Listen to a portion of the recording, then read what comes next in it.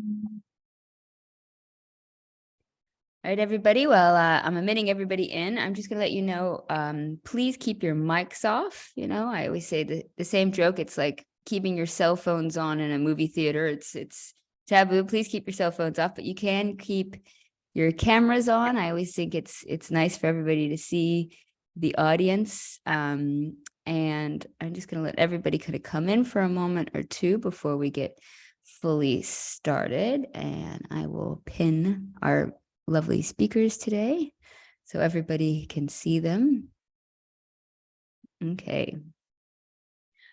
Well, welcome everybody to Classical Wisdom's monthly discussion. This month we'll be talking about what is good and why it matters. And we'll be discussing Stoicism and Objectivism, and specifically some of Ayn Rand's views on value, as well as Stoic views on value. And this is very pertinent for today because it is Marcus Aurelius's birthday, which, you know, everybody in the Stoic world is very excited about. And I should say, I have many good friends in the Stoic world, and I love looking at Stoicism critically, even though it's become extremely popular, and maybe especially because it's become extremely popular. I like to get under the hood and think about it. And this is something I was talking with Greg a moment before we got started, that it's so much more interesting looking at ideas that you agree with and you don't agree with, because you never know what you're going to learn from that process, and you don't want to be in your own echo chambers. So I think this is comparing philosophies results in really, really interesting insights. And our two guests today will be very excellent experts for shedding light on these topics. So with that, I will introduce our two speakers today. So first is Aaron Smith. He's a fellow and instructor at the Ayn Rand Institute. Dr. Smith writes, speaks, and gives interviews for the Institute and teaches philosophy at the Ayn Rand University. He designs educational content for the Institute's intellectual training and e-learning programs, and provides intellectual and editorial support to the variety of ARI's programs. He received his PhD in philosophy from Johns Hopkins, where his research focused on ancient Greek philosophy. And prior to ARI in 2013, he was a visiting assistant for the professor of philosophy at the University of Maryland, Baltimore, and has taught courses in ancient Greek philosophy, moral theory, and epistemology. He's also a graduate at the Objectivist Academic Center and alumni of the ARI educational program.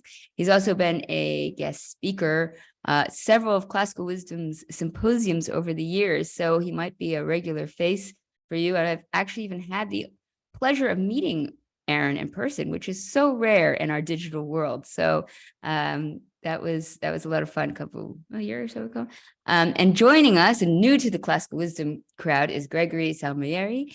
He is a senior scholar of philosophy at the Salem Center of Policy at McCombs School. He holds the Brigham Fellowship for the Study of Objectivism and is the director of the Center's Program for Objectivism in Thought, Action, and Enterprise.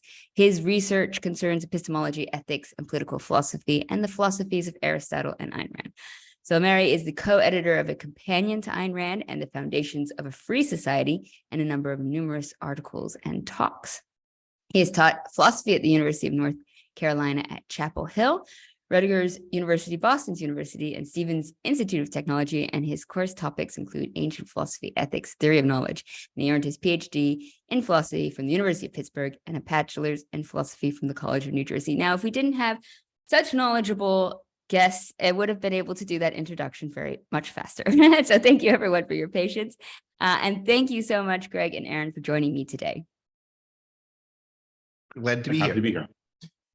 Now, we are going to talk about value, and it's been really fun for me to sort of research, prep for this event by rereading both Rand and Marcus Aurelius and Epictetus. And it's a really fundamental point of ethics and morality and decision-making about value, and yet addressing the very premise of it, why value, why we should care about value, doesn't come up as often as you might think. So this is a really awesome opportunity, I think, to kind of get to the very nuts and bolts of ethics itself. So why value? Well, we already value all sorts of things. I mean, if you think about values, if you think about values in just a general, very general sense, not in particularly a Stoic version or some particular philosophic version of what a value is, but values are the things we think are important, the kinds of things we go after, the kinds of things we want in our life, the kinds of things we want to achieve, hang on to. And so, I mean, it matters what you go after. It matters what you want in your life, what you try to achieve and maintain. Because, I mean, on the negative side, I mean, you can go after all sorts of bogus values, all sorts of irrational things that you think, yeah, this is worth having in my life, and it's not, and it's in some way damaging to you. That's in some way harmful rather than beneficial. And you can, I mean, in another way, just sort of passively accept the values that you see around you in your village, in your town, in your country, in your social group, and just kind of like a Peter Keating, you know, in Ayn Rand's novel, The Fountainhead. He just sort of accepts the values that are around him. He has no real personal investment in any of these kinds of things. He's just kind of, he doesn't really think carefully about, like, is this important to me? Why do I value this? Should I value it? And so I think what you want in life is you want values that are rational. You want values that are, in whatever way you cash this out, good for you, beneficial for you, right? So the choice of values is important, and the choice of the standard of value is important. If you think something is good because God told me that this is what I should go after, is that your standard, God's will? Is the standard, does this benefit my life or does it harm it? Is that the standard? Is that how to think about what's valuable? Is it what is in accordance with nature in a certain way, and however you cash that out, is that a standard of value? So it's important because one doesn't often in life think, well, this is our profession, so we do this often, but it's not often that people step back from their values and say, what actually do I value? And why do I value? Should I value them? And think about that, try to think about that from a more abstract perspective when you're trying to think about and project out a life. Because you think much of life is, I mean, what does your life consist of? You're pursuing and getting and using values. It's basically all you do in life. It's what life is. And so it matters a lot how you think about the process of valuing, why you're valuing, and what you're valuing. So I think that's, and yeah, we could have the whole thing on that, but that's, I think, why the topic is important. And Greg, I don't know if you add something. Yeah, I mean, just in the widest sense of the term, there's a definition from Rand I think I find useful and is uncontroversial in a way, that values are that which one acts to gain or keep. And the kinds of things that act to gain or keep things are living things. So they're the results that living things are seeking to achieve in their action, or preserve or sustain in their action. And that's true for human living things, and it's true for plants, and it's true for animals. They go after things. But why it's important to think about them, and this leads to, I think, a second sense of the term value that's important, is other living things. And I think this is true on Rand's view, it's true on my view, on an objectivist, and but also on the Stoic view. Other living things just go after the things they go after. Plants just send their roots down and their leaves up. Animals just go for the particular foods that they go for, the particular mating strategies they go for, generation after generation in the same way. Human beings don't, right? We can live in very different ways. We do live in very different ways. As we look at people around us from one society to the next, we see them living in different ways. And then within our society, we see, from one window on the Zoom to another, people living in different ways, going after and pursuing different things. And so we need to think about, well, what things are we going to pursue? There's some option here. There are different ways of living. And in that sense, I think it's worth thinking of values a little bit more in a way that's maybe a little bit narrower than everything a living thing goes after, acts to gain or keep. But those things that are important or central to it enough that they explain, and maybe from the perspective of a rational being, justify a wide swath of what it does. So if you think about the many things an animal does, well, a lot of them are about reproduction. Having sex now, gestating, building the nest, those are particular goals, but they're in service of reproduction. Reproduction is the heading they fall under. Some are under the heading of nutrition. what are the big things we're going after that shape or guide our lives? And that's the kind of thing I think about when I think about what are my values? What are your values? Why are our lives so different? Are we after something different in life? Sorry, my microphone dropped out for a second.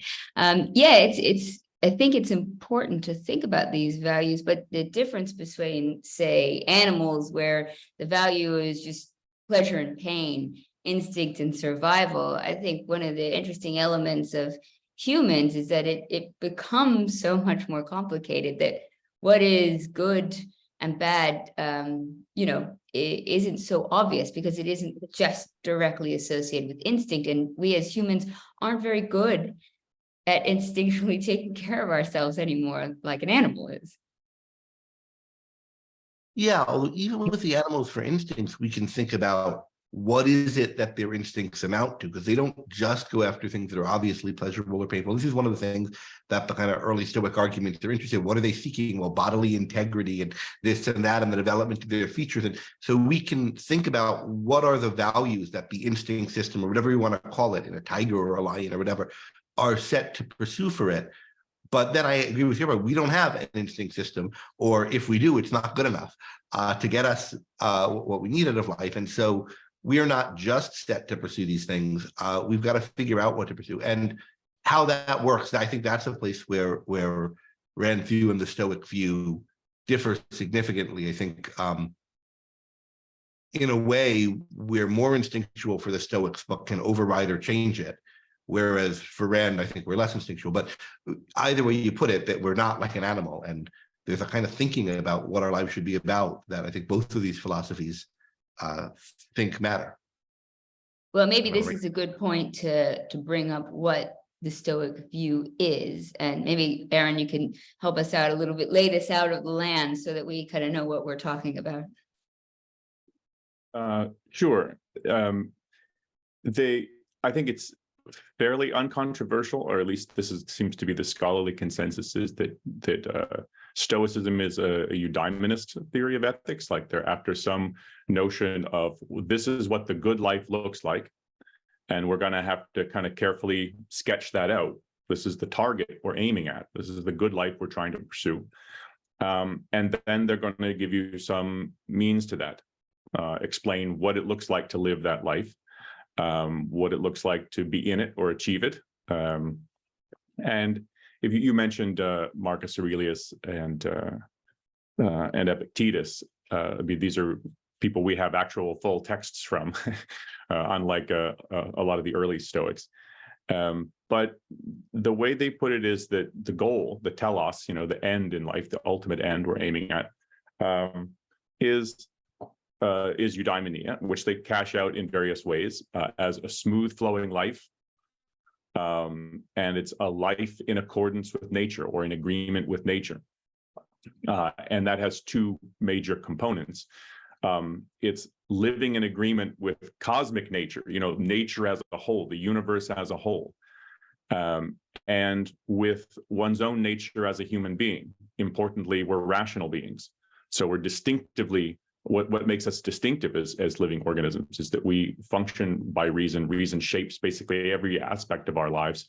And it's our command center, as sometimes they put it.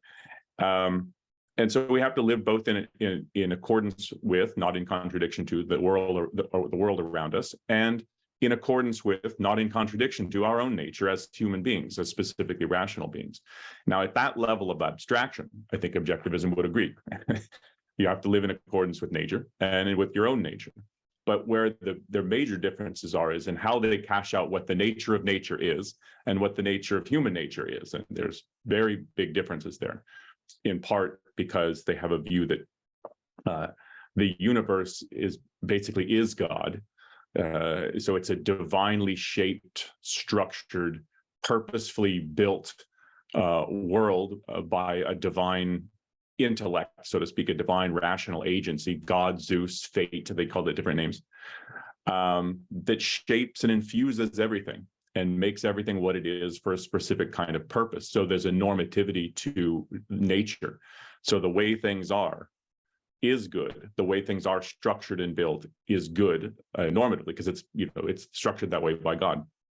And so part of what you're doing is you're developing your own powers rationally, because that's good, because it's sort of, you're set up that way by God.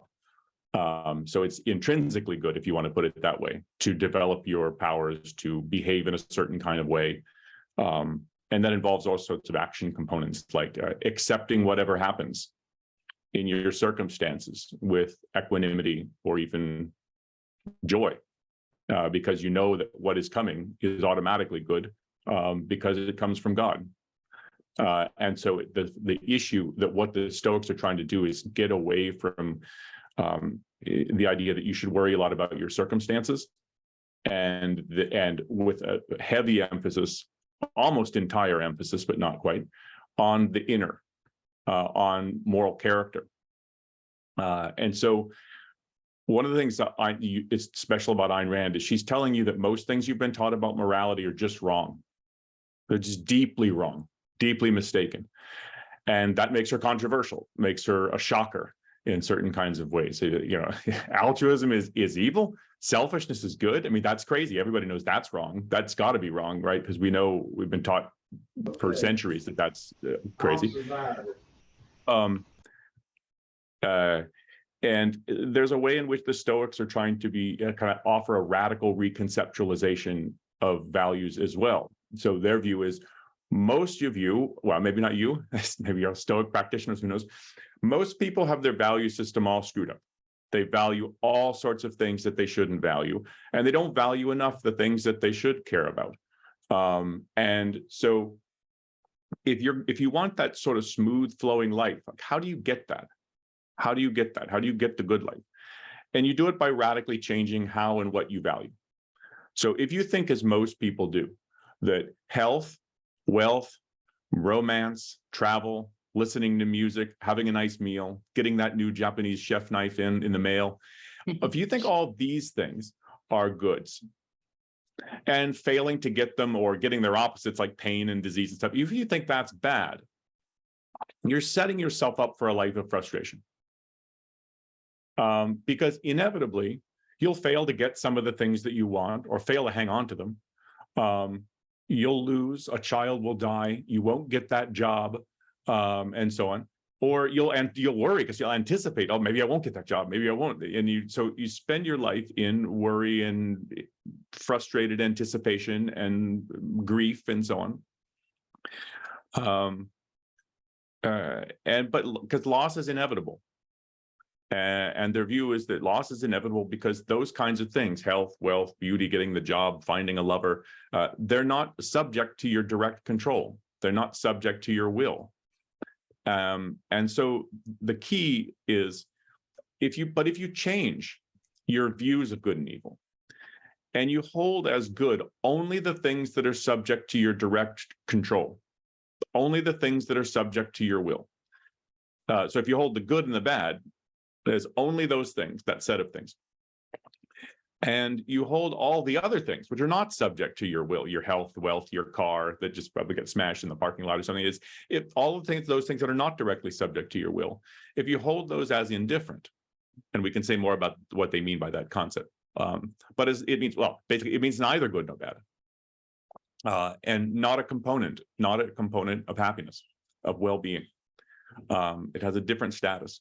Then most of the things that we value, we can hold as these are neither good nor bad. They're not a component of a happy life, a good life. They could be there or not be there.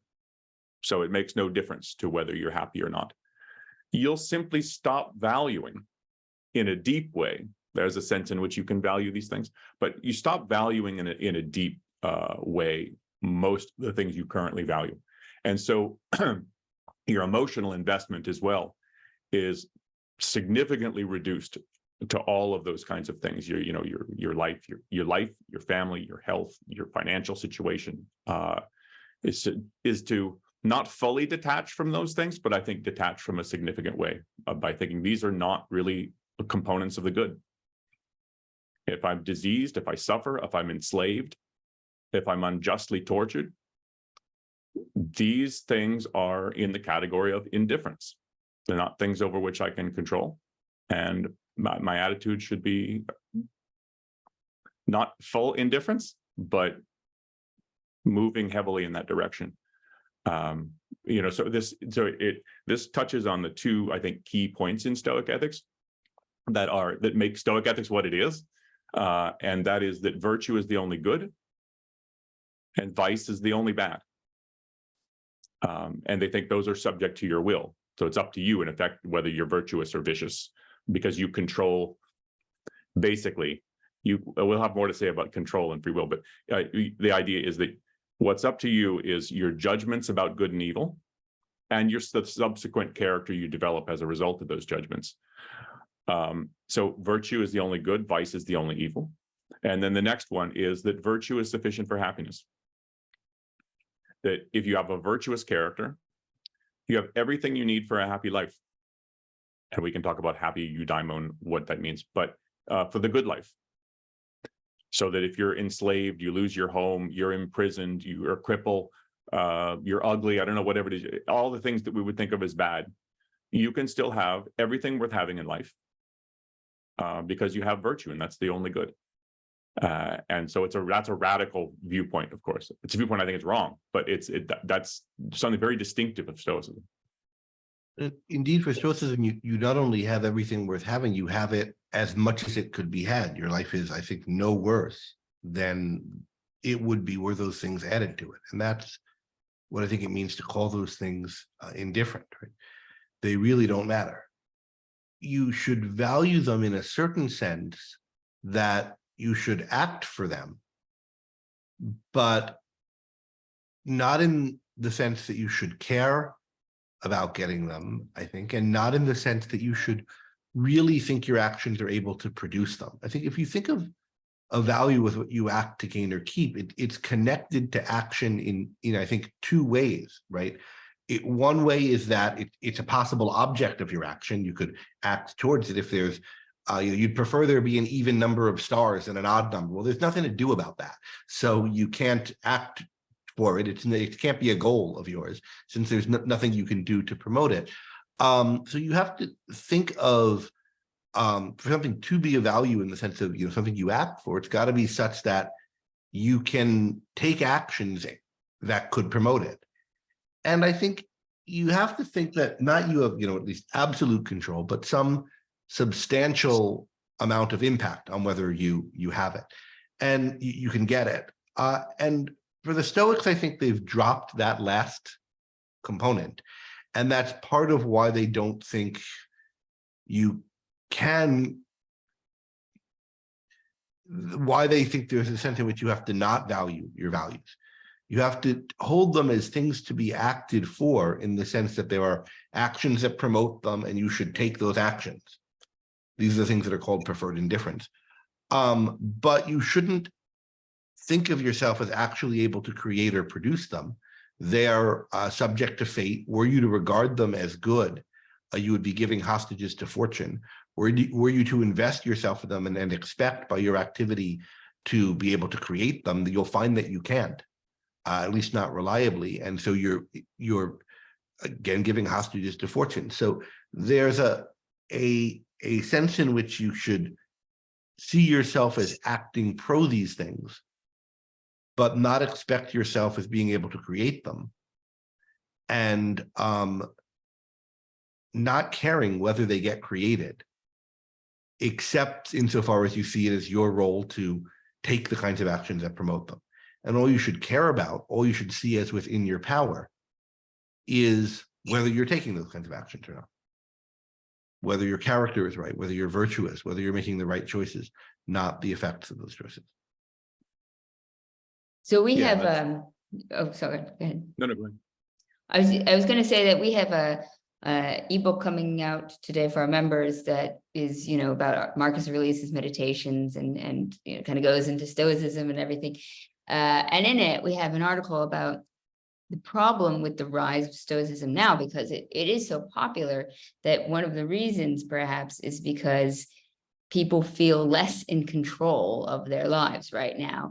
And that there's especially like political apathy, that there's these huge structures of bureaucracies and stuff that people don't have any control over. And so because they don't have control over it, then they kind of take what they can control over, such as their virtue and their moral things, but that this can be cyclical and resulting in, you know, political apathy again.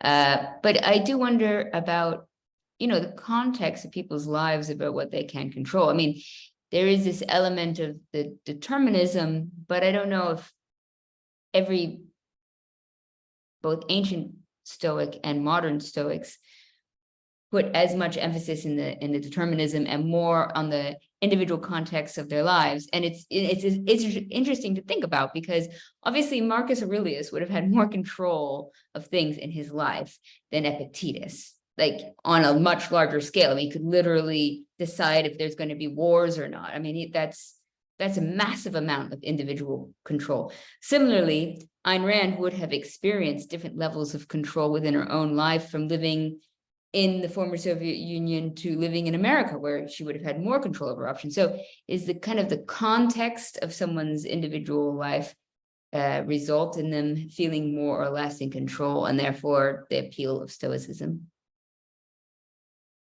I think there's definitely an aspect of that. And I think even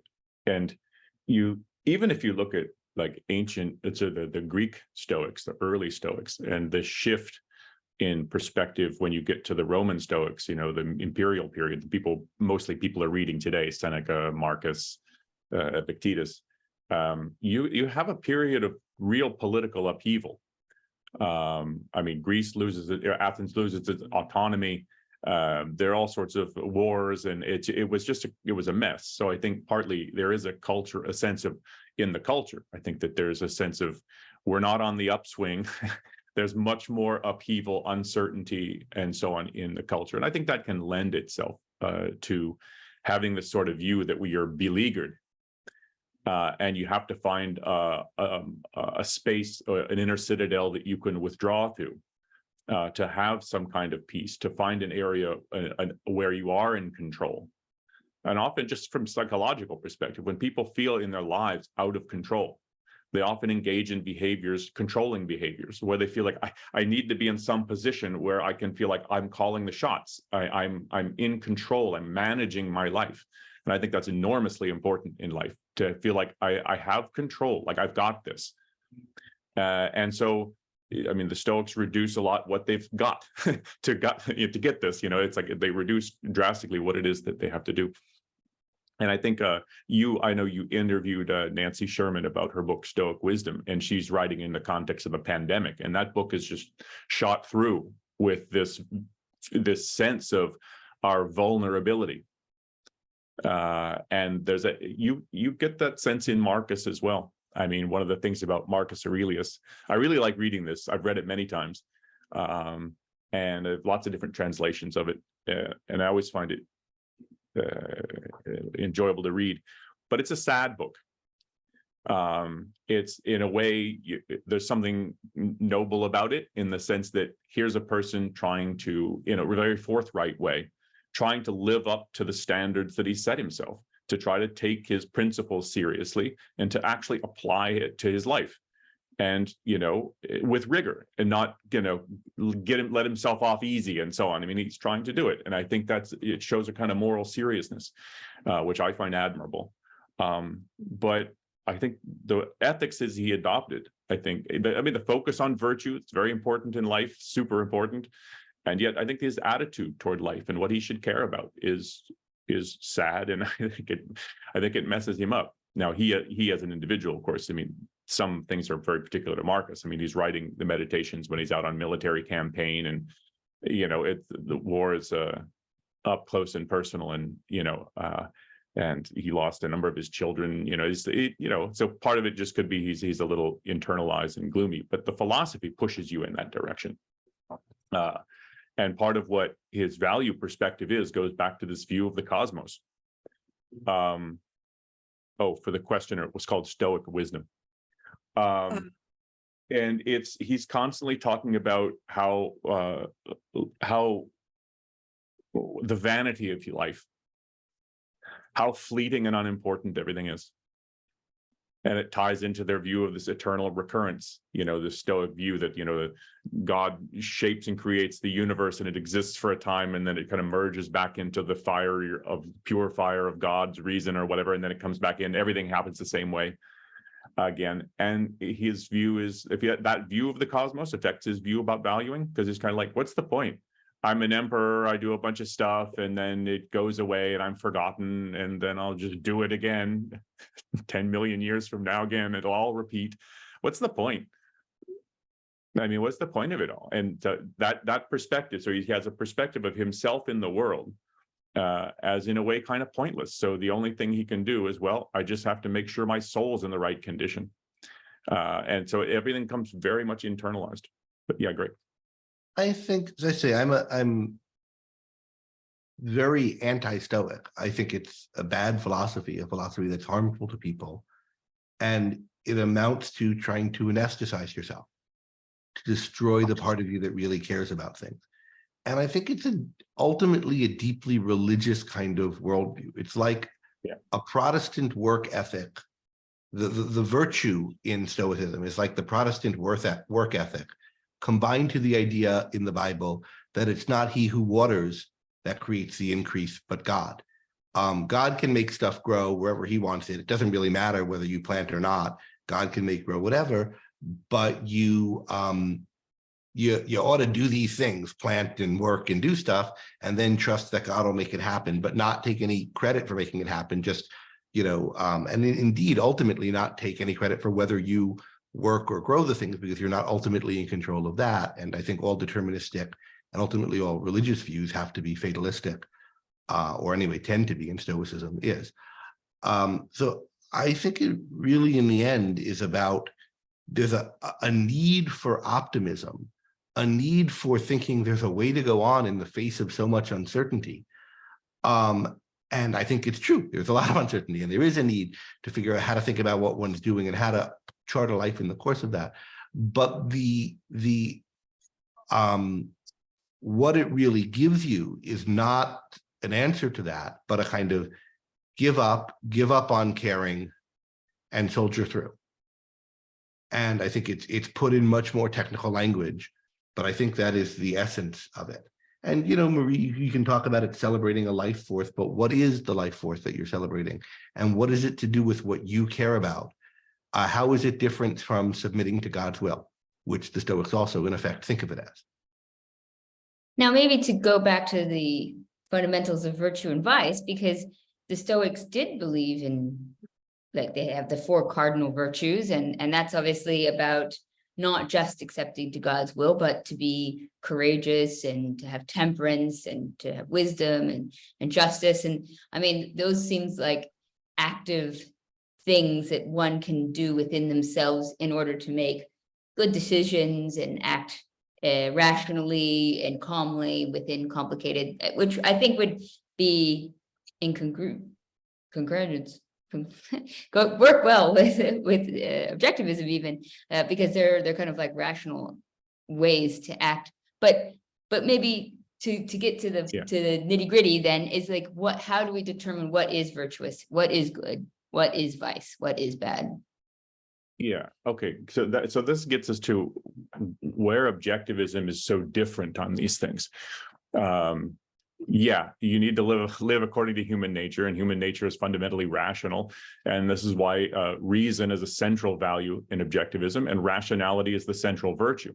So for sure. And she also has a view that the virtues are all aspects of rationality, or instances of living rationally. And she thinks that's important. But the question is, why do that? So why live one way rather than another?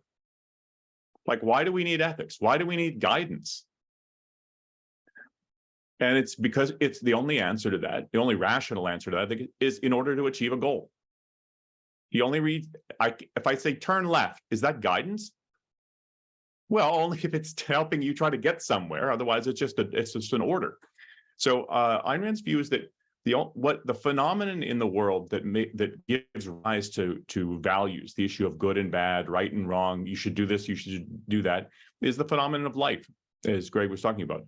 It's life. Living organisms face a fundamental alternative between living and dying, or psychologically joy and suffering. And that your first experience in life of the pro-me, of a value orientation is through, I think, your pleasure and pain mechanism. Something feels good, something hurts you. You get the sense that there's a for me and there's an against me. There's something that's damaging, harmful to me, and something that's good. And that's your sort of basic beginnings. That's not a guide to life, but it's the beginnings of a sense that there's things that I want to embrace and things that are good for me and things I want to shun and avoid because they're bad for me. And so Ayn Rand's view is that life is the standard of value. It's the good is that which furthers, enhances, advances life, a man's life. I mean, because we're the ones thinking about us, or not squirrely life, and squirrels would have to think about what's important or valuable for squirrels' life. But for human beings, it's man's life is the standard of value. That which sustains, supports, and advances is the good in the widest sense, and that which damages, undercuts, thwarts, destroys it is the bad. So you have a phenomenon that gives rise to a need to draw things up into this is the good stuff, this is the bad stuff. And the standard by which you use to mark these things off is, does it advance my life or does it damage it? And so when you're trying to think about what values are the things that advance and sustain your life. And disvalues are the things that are bad, or the things that hinder or destroy or damage it. And you have to think about these things in terms of a whole life, not just in the immediate moment. So it takes serious thinking about what kinds of things are values and what kind of things are disvalues. And virtues are the actions that you take to achieve the values. So virtues in a wide sense are the kinds of methods of functioning that you need to embrace in life if what you're going to achieve are values that actually objectively sustain and enhance your life. And so you get things like rationality, integrity, courage, honesty, justice, integrity. These are the kind of virtues that Ayn Rand thinks are essential to getting what you need in life, to live a fully human life, a fully rational life. But it's a life of success and ambition and achievement. It's not an internalized, get your moral character in the right state and let what happens happen. That's not the perspective. The perspective is happiness requires the actual real world achievement of values.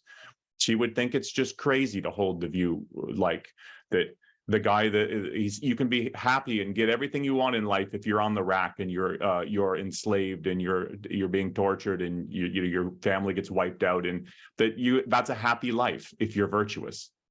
That doesn't make any sense. On this view, not if life is the standard, but if you take the Stoic view and he says you need to that's the wrong standard. And they think there's some other standard like living in accordance with God's will in effect. Well, then you're going to have a different view. There's also extent to which you talked about how are these virtues compatible with Rand, or the Stoic virtues, how do they relate? There's at every tradition, I think, in ethical tradition, religious tradition, is in some sense picking up and integrating ideas about how to live that are already out there and around, and most of which have some truth to them. Even the radical views, of which Stoicism and Objectivism are instances that tell you to reject a lot of what you've been taught and do things differently. They don't, it's not like none of the words for things they call positive are words that already existed. The Stoics still say be courageous, as the typical Greek on the street did. And Rand still says have integrity. And the ideas there are that the normal common sense moral knowledge is on those points picking up on something right. So there, insofar as each overlaps with a kind of common sense, there's even while it's critical of common sense, there's going to be overlaps, and I think there are some significant overlaps in stressing rationality as opposed to a kind of more live in an animal-like kind of way, as stretching thinking for yourself to an extent, stressing kind of fortitude and courage and so forth. I think those are commonalities, but when you get down to like the deeper question of what in essence is courage, what in essence is rationality, and why are these things good, then different theories are going to have different views, and Stoicism, Objectivism, Christian ethics, whatever. Why do you fucking have to call? Oh, sorry. I think we have somebody who has been unmuted. 1 second. Sorry to interrupt. and who seems untranquil in their reaction to someone calling. So I think there is a difference. For Rand, again, I think about it as all of these virtues are about,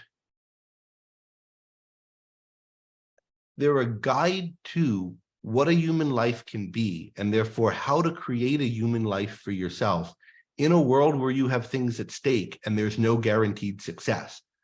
But if you understand the nature of the world and the nature of yourself, you understand what are reasonable, achievable goals and the right ways to pursue them, such that you can create a life for yourself. You can take risks. You can expect to, on the whole, win and achieve happiness, on the whole, be successful. And when you have setbacks, you'll expect to be able to put those setbacks in context. You'll be vulnerable to fortune in the sense that things can go really badly for you, and maybe you won't end up with the kind of existence that you wanted. But if you function this way, you'll still have, in effect, a kind of down payment on it, a kind of start at it. You won't have nothing. And I think that's as much as creatures that have things at stake in the world can expect. It's what we should want. And creatures who don't have things at stake in the world, I don't think are capable of really having values and capable of real happiness. And I think of Stoicism as trying to make us not have things at stake in the world, trying to get us to accept that we are not powerful in the ways that we might think we are. And the nature of the world is such that we cannot be, but we can accept that fact and participate in the kind of divine plan that there is by kind of changing our internal attitude towards these things. Although, again, I think basically the kind of changement that you have in your internal attitude, if you are a Stoic, is at the fundamental level a kind of grace. I think it's not that different from a kind of Calvinist philosophy, because everything is fated, including your own reasoning. By Zeus, you're a kind of fragment of the divine plan of reason. Reason is causally potent, but it's this divine reason that's interpenetrating you, not an individual endowment. I think there's a kind of very different causal theory. And I think that causal theory that's behind determinism, be it Stoic forms of determinism or Christian forms of determinism, is ultimately incoherent, but it is a view, and it's something that looms very large in human intellectual history. Now, you mentioned a common sense point, which I'd love to sort of bring back to the idea of virtue is being able to achieve a goal. And I think one of the issues that people have sometimes with Stoicism, and mistakenly sometimes have with Ayn Rand's Objectivism, is that I think most of our goals naturally is to get along with other people and to have human relationships. And I know the kind of the quote that people always get upset with Epictetus is, kiss your child and say, you might not exist tomorrow, kind of thing. And I mean, that is problematic, because the reality is, when we think about life as being a goal, part of that life is the continuation of our beings, which is usually our children or our community. And similarly, we are social animals. We do rely on other humans in order to survive. So the fact that human relationships would be fundamental in our virtue set, I mean, it seems to me like a common sense thing to say. Maybe that's my own unique kind of common sense. Well, that's true. I wouldn't say, go ahead, Aaron. I mean, it's true that, I wouldn't say that man is a social animal. I know that Ayn Rand did not like that expression, because largely because of the way in which that's used to support some kind of collectivist view of human beings. But it's true that other human beings, and this is often a kind of a common misrepresentation of objectivism. She's an egoist, right? She's an advocate of self-interest, and people automatically assume, oh, okay, so that means you don't care about other people don't matter, and it's like, that's ridiculous. I love you selfishly, right? Yeah, well, I mean, other people can and often do provide enormous value to you in life, not just through the growth of knowledge and trade, but they're people who can be friends, smart coworkers, people you can learn from, people you can admire, people to love. I mean, there's all sorts of values to that. So an egoistic life is one in which you take your own life as your ultimate value. And you pursue values and to sustain and advance that life. And one of those many values happen to be other people, certain other people, not all other people, right? And it doesn't mean subordinating yourself to them. It means seeking out beneficial relationships, rewarding relationships. So that's the thing about relationships. But to tie into the view about, Greg, you were talking about determinism and the determinism. I mean, I think Stoicism, determinism, detachment, and duty. You know, determinism, you don't have control over your fate. You don't have control over your life. Everything is set in advance. Everything that will happen is already preset to happen anyway. All you can do is adjust your attitude, detach from your values, and try not to get hurt.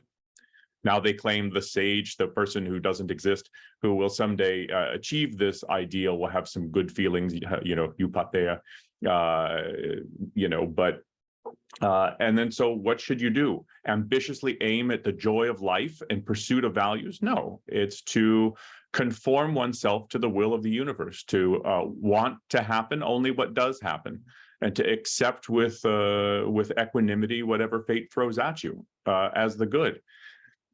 I mean, determinism, duty, and detachment, and it's certainly the opposite of objectivism. Objectivism believes in free will, that you have the ability to choose to think or not to think, and as a result, you have control over your judgments. We do accept the notion that you have some capacity for assent, right? You can have the capacity to control what judgments that you accept and don't, and as a result, have control over your character, the kind of character you develop over time, the kind of person you become, and the life that you shape. And it's not about detachment; it's about investment. I want as many attachments to life in this world as I could possibly get. If I think of like a fisherman and hooks, I want as many hooks as possible all over me, from the kinds of things I love, cooking, travel, my wife, I mean, my creative work. I mean, all of these things I want to be thoroughly invested and attached in the world. And that involves the possibility of losing some of the things and being down about it or whatever, but that's part of what valuing is about. It's not about not getting hurt. And the point of valuing isn't to adhere to duty or to comply with the will of the universe. The point of valuing is the actual achievement of things, not the trying, though that's important. And it's morally worthy, the trying. But it's the getting. I want that girlfriend. I want the job. I want that meal. I want this book. I want it. It's not just I want to be morally trying to get stuff, because life requires the actual achievement of values, not just the trying. And so, yeah, I would say that Anya put it that virtue is that of getting values or succeeding or making things. I wouldn't put it exactly that way. I would put it as it's the ways you need to act in order to get them. They're not guaranteed to succeed, of course. But I also wouldn't say it's the Stoic view. You might think it's the trying, and you might think the opposite of trying to get something is getting it, in the sense of receiving it. You have it, and those are the two pools. Is what matters having the stuff or working to get it? But I don't think what matters is either of those two things, really. It's succeeding, it's achieving. It's not what matters in life. What your values aren't the things you're handed and have by luck, nor is it just the working to get things regardless of whether you get them, but the things you actually succeed at creating, getting, making for yourself. That's what human life is about. It's about achieving values. Life in general is about that, achieving the kinds of things one needs to exist in a way that one sustains oneself as someone who's something that's going after the kind of things it's going after, and often getting them. And human life is a life like that, that's created, shaped, and directed by reason. It's a rational life like that. As for social, the role of this in it, I mean, there are ways you can mean social, and there's a famous scene in Atlas Shrugged where one of the characters, positive characters, says, you see, man is a social animal, but not the way the looters preach. So there's a way in which it's true and a way in which it's meant that it's not. Certainly we're beings that do better living in a society and need to live in a society to achieve our full stature, but only if it's the right kind of society, not if it's a concentration camp or a slave plantation or a medieval monastery. or a communist dictatorship, but there's a certain kind of society that's good for us and certain kinds that are bad, maybe worse even than solitude. And one of the kinds of values we have to try to achieve is creating that kind of society to the extent that we have it or partially have it, maintaining it and improving our society. And what matters there isn't just that we try to get it or that we are handed it, but that we're actually doing something to get it that's working, that's creating change in the world. And what makes human beings sociable in the good sense is they live a rational life and they interact with people rationally, not force, right? But they interact with people by persuasion and trade. That's what proper sociability is. I treat you rationally and I keep my hands off. Let you live your life according to your own values, and I do the same. So objectivism says that your life is an end in itself. You don't exist for the sake of others. You don't exist for the community. Your life is your own. And so the idea is every individual should have the moral right to pursue his own life, to pursue his own values, pursue his own goals, as long as he provides this, grants the same rights to others. And I don't trample you to get what I want, but I don't subordinate myself to the community because they think they need something. So otherwise it's reason, trade, no force. That's what proper sociability looks like. The thing that I'd add to that, though, is productiveness, creation. Human beings make the things that we need, and all the kind of things that we need, from like pretty simple food to pretty simple shelter to the most complicated, genetically engineered products and skyscrapers and clean rooms and so forth, are things that need to be made, and they're made by people figuring out how to make them by reasoning. And that fact really changes human life from any other kind of animal life. Every other species of living thing is essentially competitive with one another, because every other species of living thing lives by a fixed process where it has fixed inputs and it does something, working up those inputs, and that's what it needs to live. And you could say, well, they're evolving, and they are over millennia, but not over the lifetime span of a horse or 10 horses or 100. It's got fixed inputs and it needs them, and it's competing with other members of its species for those fixed inputs. And if it's cooperating with other members of its species, like a one hive of bees or whatever, it's cooperating with those against the other ones for the fixed number of flowers, right? But there's nothing like that for human beings, because we have needs, but we don't have set ways of meeting those needs based on set inputs. If we need food, we can find different food, discover different things we can eat, discover different ways to grow the things we want to eat if there aren't enough of them around, discover new kinds of places to grow them, or ways to change places that couldn't grow them in the past so that they can grow them. Every time we run out of things, we do, or at least can, come up with new ways to get them, because we live by reason, not by a set algorithm. And that means that human beings are not fundamentally in competition with each other. Of course, there are competitions between people here and there, just like there's cooperation between animals here and there. But just as the cooperation between animals of a species is set in a broader context of them competing with one another for finite, scarce resources, the competitions there are between human beings are set in a broader context of an actual or possible to us greater cooperation to produce more and more. And that's because we're productive creatures. And because we're productive, there are not conflicts of interest among us insofar as we're being rational. There's no need or excuse for forcing people insofar as we're being rational. When you're living under force, you're living in a situation where you're not free to function rationally, not free to produce, not free to do things in new ways.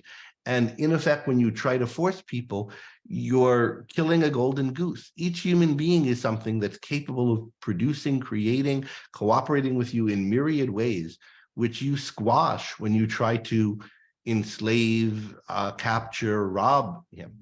It's just the wrong way of dealing with people. It's as counterproductive and contradictory to nature to try to deal with human beings by force as it is to try to deal with inanimate phenomena by persuasion. It's that same kind of error. I think, Greg, that it's an excellent point and a common mistake that people assume that a situation is a zero-sum game when it isn't necessarily. Like, you can have one person become richer, doesn't necessarily mean somebody else is becoming poor. Like, the world as a whole is just richer than it was. We see this anecdotally, and yet still people think, well, if that guy has that, that means I don't have that. But it doesn't work like that. But I want to get us soon to some questions from the audience. And so I'll please ask everybody, if you'd like to ask a question, to put it in the chat. But while people kind of writing questions, I want to ask one more of my own, because obviously you mentioned quite a few times determinism and fate and divinity as a very fundamental kind of cornerstone of ancient Stoicism. But I think that modern Stoicism has evolved, maybe, I don't know if that's the right word for it, has changed in that regard. And kind of famously, there's quite a few prominent Stoics who are atheists, that the idea of putting everything to sort of this divine human nature is sort of been lost, and that the majority of modern Stoicism seems to has increased the realm of control that the individual has, and the things that are out of control are smaller than they were in the ancient times. How does that gel with this sort of is that a healthy change? Is it okay that the philosophy has changed? I mean, how do you guys feel about that?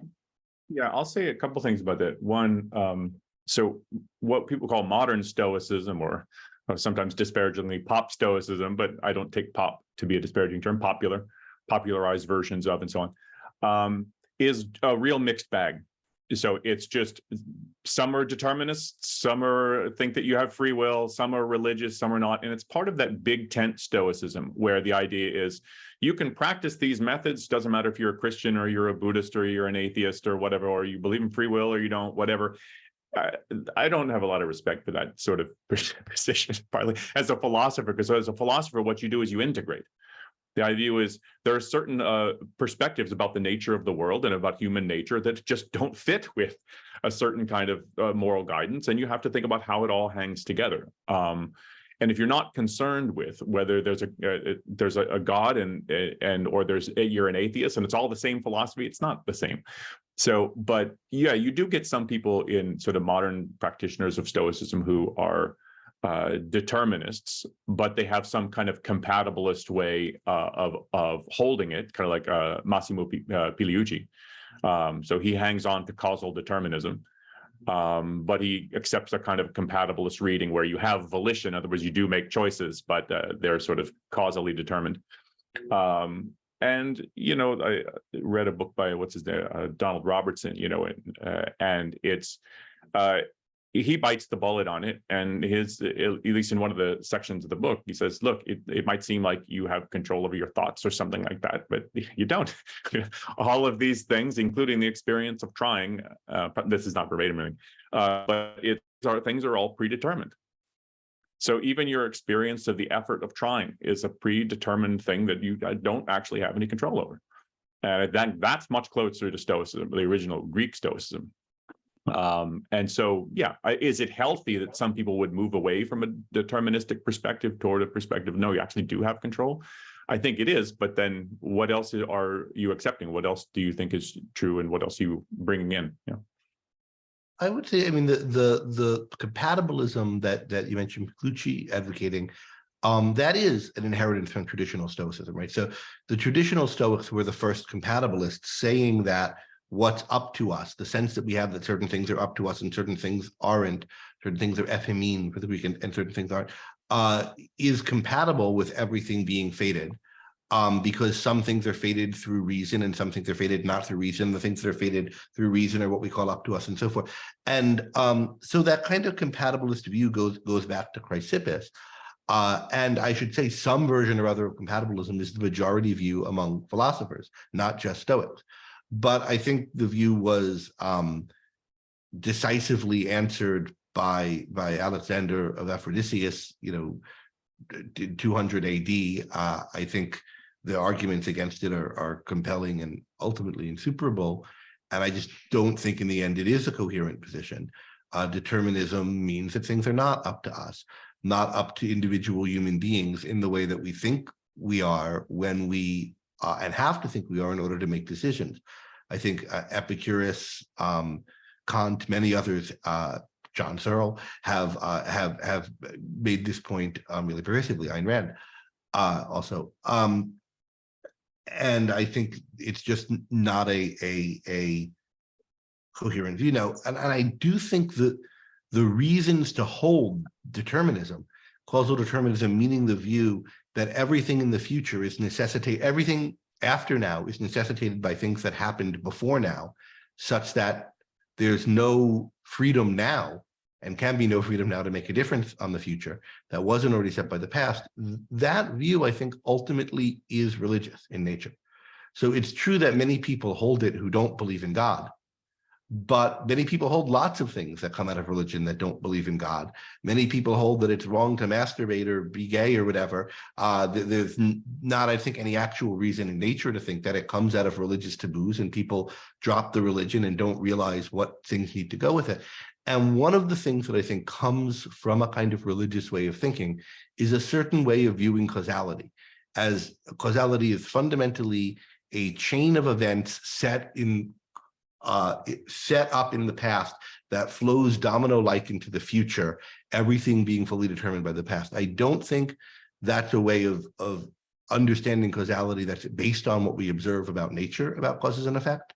I think it's a view of everything playing out in accordance with a plan or program, but the idea of a plan or program is, a kind of religious consciousness first idea, even if you don't call it a program, but you call it, it's following out from initial conditions in accordance with laws. You have to have the idea of these initial conditions in law. And I think there's just a lot of theistic influence on that whole way of thinking. And I don't think it's an accident that the first philosophical school to really develop it, which is Stoicism, and develop it as a scientific theory, developed it as a scientific theory that involved a God and his role in the world. I just think we haven't, a lot of people and a lot of scientists and a lot of philosophers of science, which he is, haven't worked their way out of that somewhat theistic way of understanding causality. Now, I I have think to Nietzsche ask, disagrees with you. oh, Nietzsche. Well, Nietzsche disagrees with this guy. Yeah, well, I disagree with him. Nietzsche He came disagrees first, with so. him. Nietzsche disagrees with you. And Okay. you have to Okay. you Okay. got to come to terms with what Nietzsche said about this. well, Repeat okay. what Okay. Nietzsche said.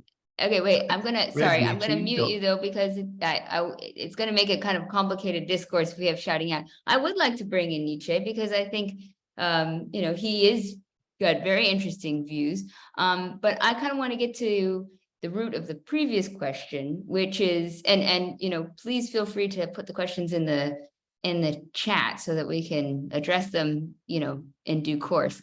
But that is it okay to be an eclectic like Cicero? I mean, I've always personally felt that there is an art to cherry picking, that you can take some of the elements and the concepts of even realizing things that are in and out of your control, rather than, and leave aside the determinism. And one of the questions from Scott was, I would like to understand better why you're actively against Stoicism and think it's bad, as opposed to Stoicism is not a philosophy for you, but might be for others.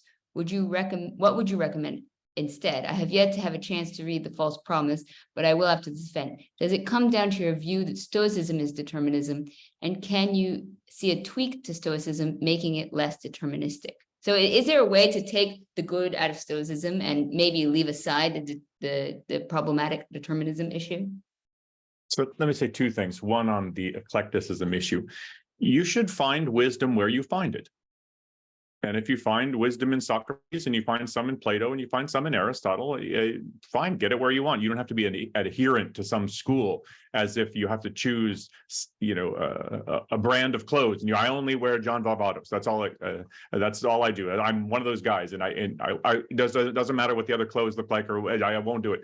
It shouldn't be like that. But what you need to do is integrate. So if you find a view about the nature of reality, you get in Aristotle, which you think is right, and you have a real emphasis on the psychology about emotions that you find in the Stoics, and you like that, but then you sort of tweak it a bit. And it's like, yeah, but the idea to have a philosophy is to integrate those things so that you have an integrated, coherent system. Yeah. It doesn't matter exactly where you've got it. It's whether it's true and whether it integrates. When it comes to, can you tweak Stoicism? A philosophy does have an identity. And you can tweak it to the point where it's not a philosophy anymore. If you said, I accept objectivism, but not free will, you don't accept objectivism at all. Free will is a fundamental aspect of objectivism. If she's wrong about free will, she's wrong about everything. It's one of those fundamental kind of features of the philosophy. Or I agree with objectivism, but not with egoism. I think we should be altruists. Like the whole thing falls apart. It doesn't work. And I think if you tweak Stoicism to the point where let's add in free will and let's say that virtue is not the only good, but life is good, happiness, or add in a whole bunch of other things. It's not Stoicism anymore. Now it's a tweaked version of some view that you found, and you can make it more rational by taking out the things that you think are wrong and substituting things that you think are right, but it won't be Stoicism. It'll be some other different viewpoint. Go ahead. It sort of depends on how integrated the philosophers were in the first place. So there are people who just throw out stuff, and some of it's good and some of it's bad, and it's not too related. One of the nice things about the Stoics, at least the early Greek ones, is they're very tightly integrated, and they have a view about how this thing forms a whole. It forms a system. And if they're right about that, if they're right that it forms a whole and forms a system, then how the particular things are understood and what they mean and how they work relates to their connections to the others. So that if you do detach something from the system and either you're going to have really radically changed what it means, so it might be true, but in your context and work with the other things, but now it's so different, it's not really the same Stoic idea of tranquility or Stoic idea of courage or Stoic idea of differentiating between what is and isn't in your power. There might be a version of that idea that you accept, but it's so different that it's not there. Or else, on the other hand, if you do take a version that really is their version, but try to separate it out from the determinism or from the view of the emotions or whatever it might be, you might not really be separating it out. That is, you might be getting more of their content, and it seems to you like you're doing it atheistically or in a way that doesn't involve denigrating emotion, but actually you are downplaying your emotions. Actually, you are assuming views of causality or duty that have religious baggage with them that you haven't recognized. All that said, yeah, you should, if you find something that's true, you should keep it and figure out why you think it's true and how it relates to the other things that you think are true. And in the process of doing that, you'll notice possible contradictions and you'll resolve them one way or another, and you'll end up with something that, at the end of the day, you'll have to determine, is it a new form of Stoicism or a new form of Objectivism or not Stoicism or not Objectivism or not Aristotelianism, or actually it's just Epicureanism pretty much at the end of the day, or whatever thing you started with. That's what you call it matters for accuracy, but you shouldn't, determine what you're going to believe by whether you can keep some label or not. You should figure out what you think is true and then figure out, okay, what is the right thing to call this, given how it relates to the various, systems that are around and where the ideas came from. And maybe it's something new. Well, and I think I agree with that. There's something about the investment in the label. I want to think of myself as a Stoic, and I want to hang on to that word. There's something kind of tribal about that. And it's not just related to Stoicism, it's related to a lot of things. Because I found a lot of the reactions to that article, somebody mentioned the false promise of Stoicism. It's an article I wrote. I found a lot of the reactions tribal, like they're going after our guy, they're going after our team or something. And it was unthinking, but many people didn't even read the thing. They thought, they found out from the Ayn Rand Institute. Oh, obviously that's all garbage. And it's like, it's just bizarre.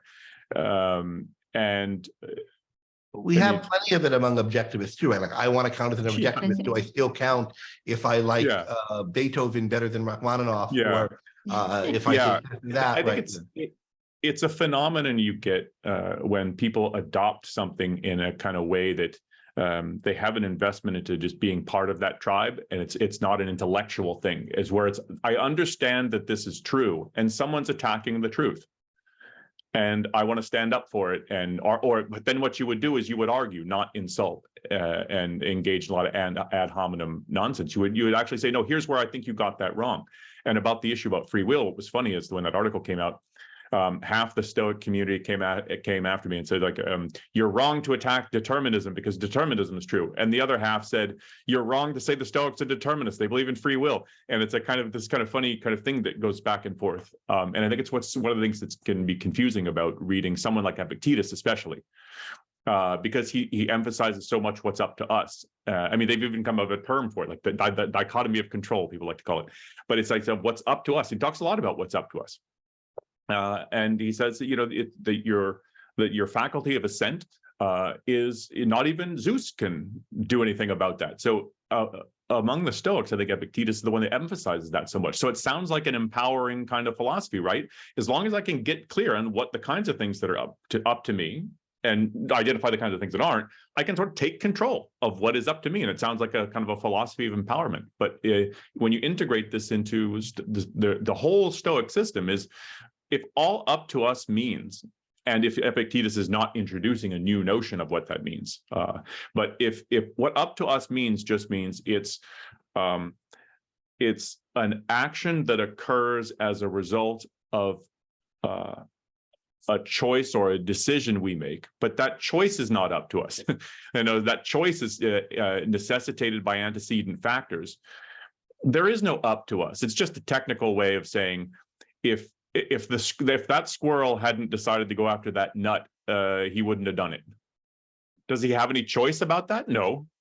So, you know, part of the causality flows through that squirrel and not flows through that fox.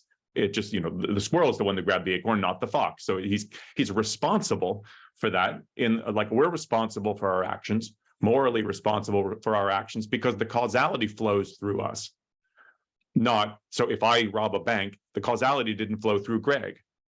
Greg wasn't the one causally responsible for taking the money out of the bank. I was the agent involved, but it's not like, but that was all foreordained and predetermined anyway. So it's like, so I don't think they can coherently hold moral responsibility together with the determinism they hold. I mean, to get their specific view, it's not just that it flows through my body, like it might flow through the squirrel's body, or even that it in some sense flows through my consciousness, but it's that it specifically flows through my reason, and the flowing through reason is what's supposed to make it up to us rather than the others. But I think what they do away with everything about reason that should make that difference matter, and that's the kind of point that Alexander makes, and therefore says that in doing away with this, they're doing away with man. In fact, they're doing away with the idea that man is a principle of his actions, or human beings are principles of their actions, in ways that nothing else could be, because nothing else is. So they've made the way in which things depend on a human being not any different in principle from the ways in which things depend on a fox or a squirrel, or for that matter, an inanimate object. And I don't think it's an accident that Chrysippus's famous example of this is a cylinder that rolls differently from a cone. It's not up to the cylinder to roll that way. It is caused by something about the cylinder. But that thing about the cylinder was caused by everything since the beginning, and likewise for your thinking. I want to get to a few more questions from the audience. We got one from Doug that I'll ask a question, but it does seem to me still, though, that there is an element of context that when these texts were originally written, I feel like a lot of people had a lot less control in their lives than they do now. And even just the invention of like antibiotics meant that, you know, your kid's most likely going to survive, that your chances, like for the average person, being ready to deal with the death of a child was just so much more common and so much more relatable and so much contextually made sense than, fortunately, is the situation today. And when it happens today, it's a huge tragedy, but it's as it was, you know, at all times, but it was just so much more commonplace. So there is that element of something making a lot more sense in the time period in which it was written. And but notice that you don't get that sense of life in Aristotle. We're besieged and beleaguered. Medical science isn't much different in Aristotle's time than in Marcus. It probably was better in Marcus's time, but you don't get that sense that you get this enormous sense that there's an ocean of truth out there. And he's excited, enthusiastic, passionately trying to pursue science, pursue philosophy. Think of what a good human life looks like and all the values and virtues that would go into it. You don't get the sense that I'm in a battlefield and I need to steel myself against loss or so. It's a very different sense of life. So I think it's a very different attitude toward the world in a life. So I think there is something metaphysical about the Stoics' perspective that pain and loss is what one should expect in life. And so one's attitude should be to find ways to reduce that kind of thing, to reduce its impact on you. And Rand's perspective, and it's probably Aristotle's too, is that life is a place where you can achieve your values. Life is a place where you can actually achieve your values. You can actually get you follow certain methods like virtues. If you should expect the achievement to result from your virtuous activity, not just virtue is an end in itself, detach yourself, aim for the target, but don't worry too much about whether you hit it, kind of attitude. This would be a nice time to bring in, Nietzsche.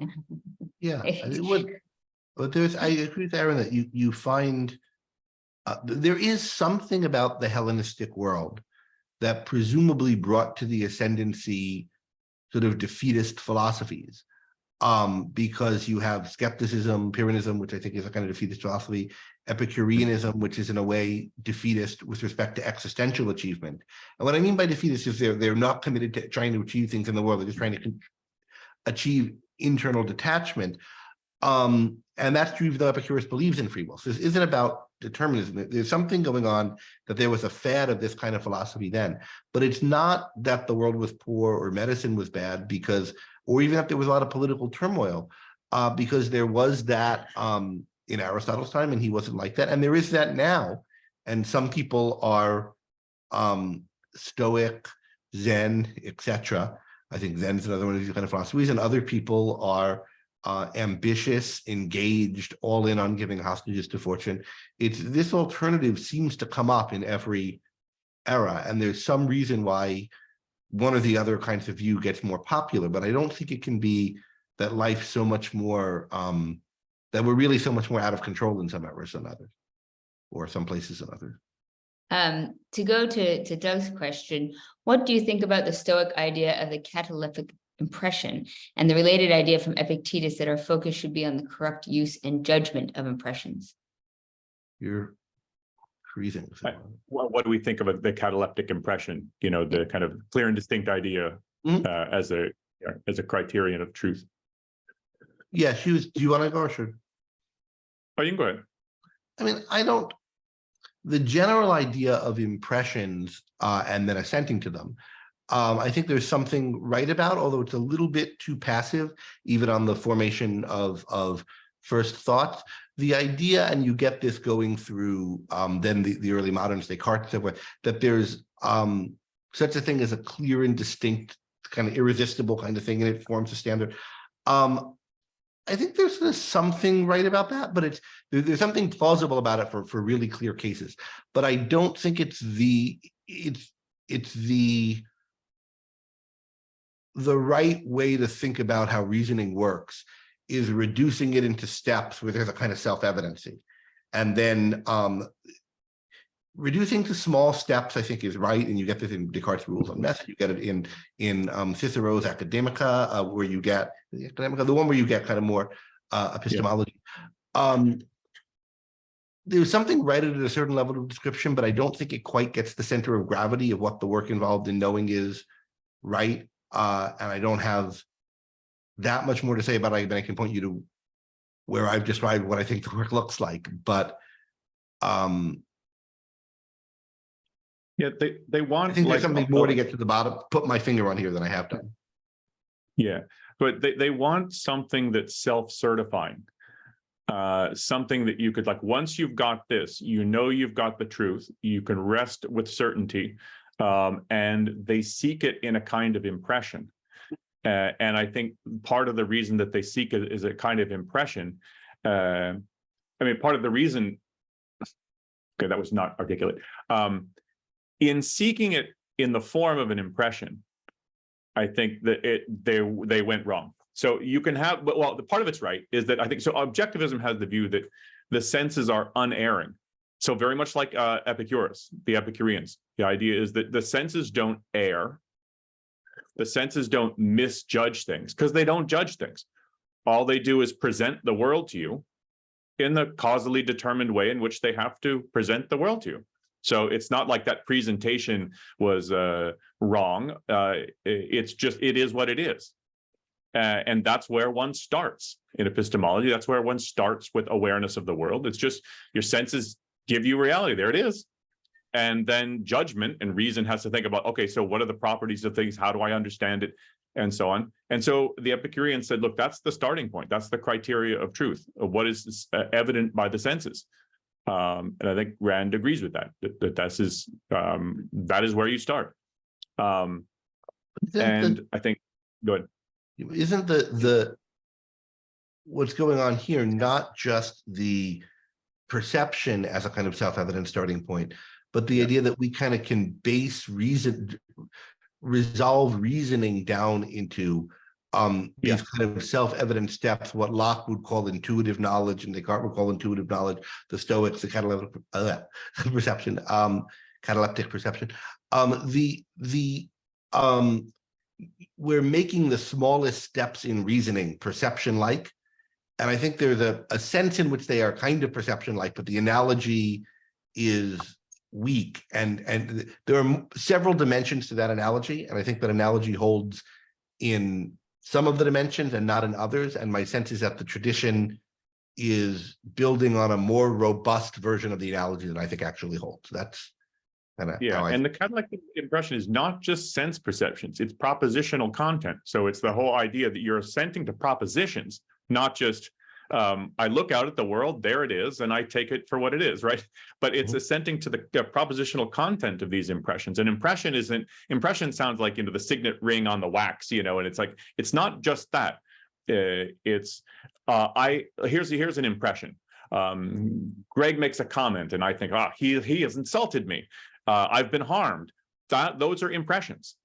Not just like sense organ kind of stuff. It's like, so it's assenting, and some of those kinds of things they think are just self-certifyingly automatically certain, and they have a story about why they try to do that, but nobody found that plausible, and they went under heavy attack by the people like Carneades and the others at this Skeptical Academy at the time, and they kept pushing them on this, and it was like they kept trying to respond to them, and I think not successfully. But I think for people that are interested, I think in Stoicism and Stoic themes, and you want to dip into some of the things that Ayn Rand talks about that's related to those things. She never really writes about Stoicism, but there's an essay called "The Metaphysical versus the Man-Made," which is all about what is up to us and what is not up to us, and what attitude we should take in life given our answers to that.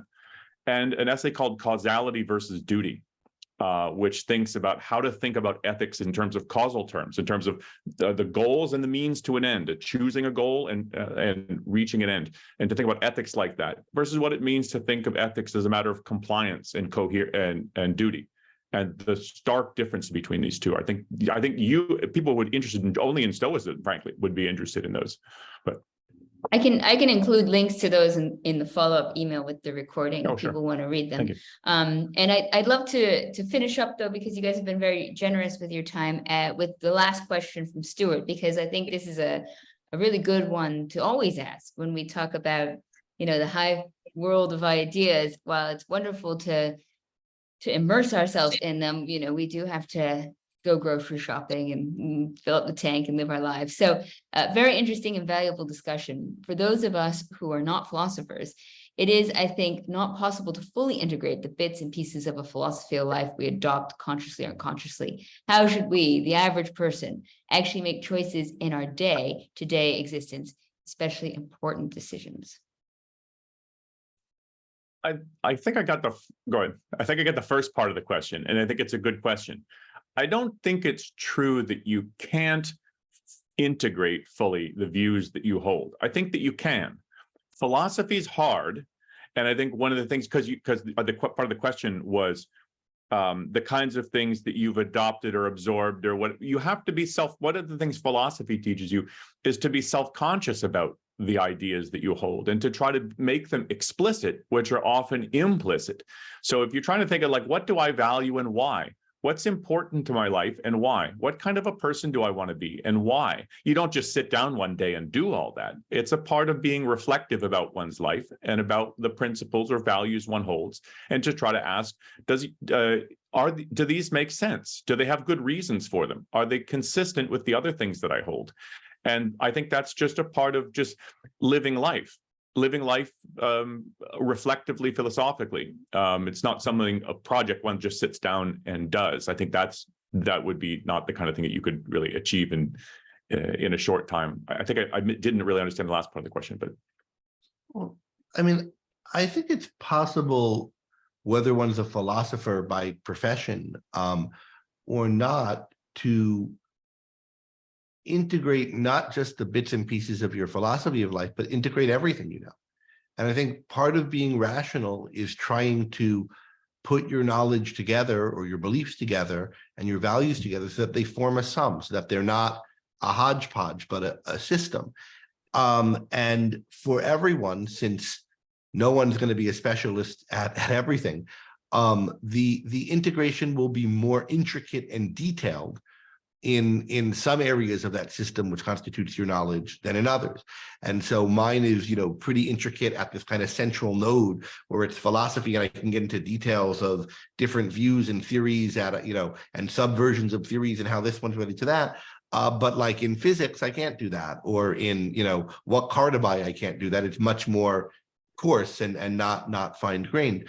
So I think we all need to take on board the responsibility of using our minds to guide our lives. And that means, in part of it, taking what we know about the world, not as isolated bits that occasionally come into contact with one another, but a whole, which is our perspective, our take on the world, and then using that to guide our lives.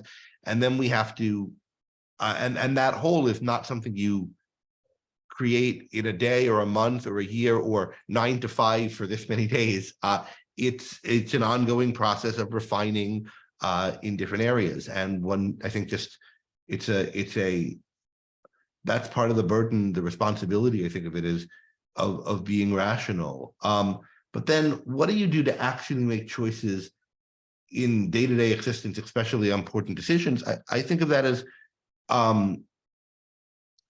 how does one use philosophy and one set of values and knowledge of human nature, which philosophy gives us, to do that? And there must be some, abstractable things we could say as highest level things to keep in mind. So I would think, be mindful of what's most important to you in life. Think about what your priorities are, your values are, what really matters to you. Think about which of them are things that should and need matter to everyone because it's part of human nature, and which of them are, no, this is me, this is my particular thing, but it's no less important to me for that. This is everyone needs a career, everyone needs something to focus their life around, everyone needs people they love, and these are the ones for me. Think about how they hang together. Think about what your life is. In the way, like, people have a mission statement for a corporation, you could have one for your life. And whether you write it out or not as a mission, like, have a sense of, these are the things that are most important to me, and these are things that are peripheral. These are the values and virtues that enable me to get and live my life that way, and have a sense of what they are. And part of what you're doing and reading different philosophers is trying to get candidate things that can be that way. And then the other thing is, I think, when you're making choices in your life, I think you want to really adopt a causal perspective, and the kind of causal perspective that I think is crowded out by this chain of causes stretching back to the beginning of time, what I call theistic kind of thinking about causality. You want to take the kind of causal perspective that you find Rand taking in her article Causality versus Duty, I think also in the Objectivist Ethics, when she talks about what rationality is. And that's thinking of the things you want and what you want out of life not as isolated items, each floating in a void and maybe thinly connected to other things, but as part of a causal system. Everything has causes and effects. And when you're choosing something, you're choosing it in light of its causes and effects. You're not thinking, oh, I want some more money, or oh, I want to get laid, or oh, I want to eat this, or oh, I want to sleep here, or oh, I want this job. You're thinking of the thing not as some isolated thing in time and space, but as something that requires certain causes, necessarily has certain effects, is going to have to be fit together with the other things in your life and their causes and effects. And therefore, think about everything as causally ramified and about what its place is in the life that you want. And the more you think about things that way, I think the more you'll be able to chart a course through life that's achievable, and that will make you happy. Yeah, I think it's very well said. Gives you something to integrate it toward. So it gives you, so if it's, this is the kind of person I want to become, and this is the kind of life I want to lead. And if I take these actions or do these kinds of things, does that help build toward, is that a component of the kind of person I want to become, the kind of life I want to lead? And those are the things that you can think carefully that help you serve as a standard.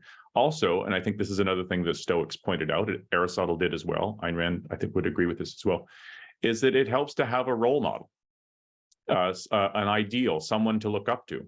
Now, maybe the Stoics look back to, you know, Cato or Socrates or Diogenes or something. Is like, that is what a good life looks like. That's what a good person looks like. This is what you should aim at in life. What would Diogenes do, right?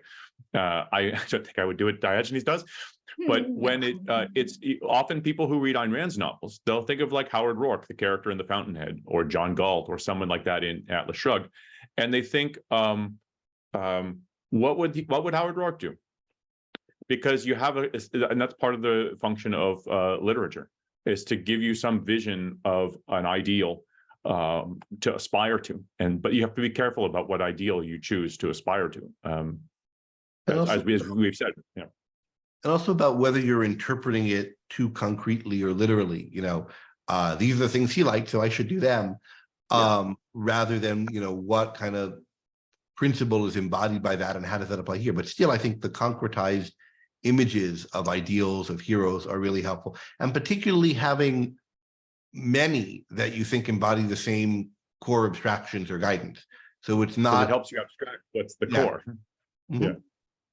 Yeah, so basically you can like Marcus Aurelius, but you don't have to sleep on the floor every now and then. And can I just say, though, one thing that I love about kind of comparative stuff is that you can see points that, like you say, are actually in common with all of them. And this was actually one of Massimo's main points in his Quest for Character book, that the importance of a role model. So sometimes in these contrasts, we can see little nuggets of maybe more universal ideas, which I think is always rewarding to find. And I want to say thank you so much for those last pieces of advice there. I think really, really valuable, and much better than what I was going to say, because I've always liked what the ancient Persians did, where if you have a really big decision, you talk about it like rip-roaring drunk one day, come to a conclusion, and the next day you discuss it completely sober. And if it's the same both times, then maybe you're onto something. So I feel like your suggestions were a lot more rational than maybe that explains some of the choices I made in life. it's still a type of integration, I suppose, whether different sides of yourself agree.